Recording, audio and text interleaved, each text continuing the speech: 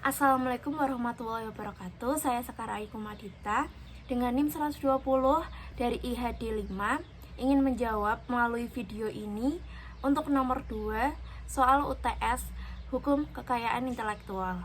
Di dalam KUH Perdata juga mengatur mengenai hak kekayaan intelektual, di mana terdapat dalam pasal 570 sampai 624. Bab 2 mengenai hak milik. Hak milik itu sendiri adalah hak untuk menikmati suatu barang secara lebih leluasa, di mana dengan syarat tidak melanggar hukum dan juga tidak mengganggu hak orang lain. Jadi barang siapa yang menyatakan mempunyai hak atas barang tersebut, maka harus membuktikannya. Hak milik terletak pada barang bergerak dan barang tidak bergerak. Untuk barang bergerak itu sendiri dibagi menjadi dua. Yang pertama, barang bergerak secara alami. Yang kedua, barang bergerak karena penetapan hukum. Untuk barang bergerak secara alami itu adalah barang yang dapat dialihkan ke tempat satu ke tempat lainnya secara langsung oleh manusia karena sifat alaminya. Yaitu salah satu contohnya itu ada motor, mobil, terus uang, lalu ada meja, kursi, atau barang rumah tangga lainnya. Untuk barang bergerak karena penetapan hukum, yaitu barang-barang bergerak yang dianggap oleh hukum tetapi tidak dapat dipindahkan secara fisik, yaitu contohnya hak atas surat berharga seperti saham, obligasi, dan juga hak atas piutang. Barang tidak bergerak dibagi menjadi 3. Yang pertama, barang tidak bergerak secara alami, di mana barang yang secara alami tidak dapat dipindahkan. Salah satu contohnya itu seperti tanah, lalu bangunan atau rumah, lalu pohon atau tanaman yang melekat pada tanah.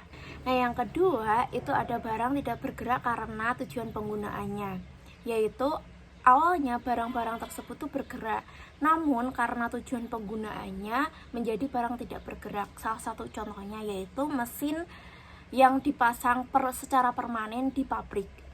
Nah, yang ketiga ada barang tidak bergerak karena penetapan hukum, di mana salah satu contohnya itu hak atas tanah, hak guna usaha, hak guna bangunan, dan juga hak kebendaan yang melekat pada barang tidak bergerak. Salah satu contohnya yaitu hipotek atau hak tanggungan.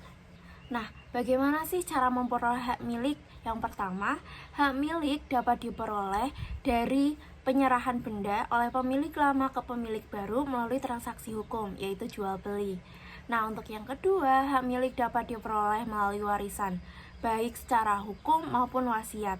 Nah, yang ketiga itu kadaluarsa, di mana mekanisme hukum misalnya seseorang memperoleh hak milik atas suatu benda, namun dengan jangka waktu tertentu sesuai dengan ketetapan hukum, tidak ada klaim dari pemilik asli, maka benda tersebut dapat dimiliki oleh seseorang itu. Dan yang terakhir, hak milik dapat diperoleh atas benda yang sudah tidak ada pemiliknya. Salah satu contohnya yaitu menangkap hewan liar atau menemukan benda yang sudah tidak ada pemiliknya. Untuk penyerahan barang bergerak secara alami, yaitu dapat melakukan penyerahan secara langsung oleh pemilik barang kepada penerima barang.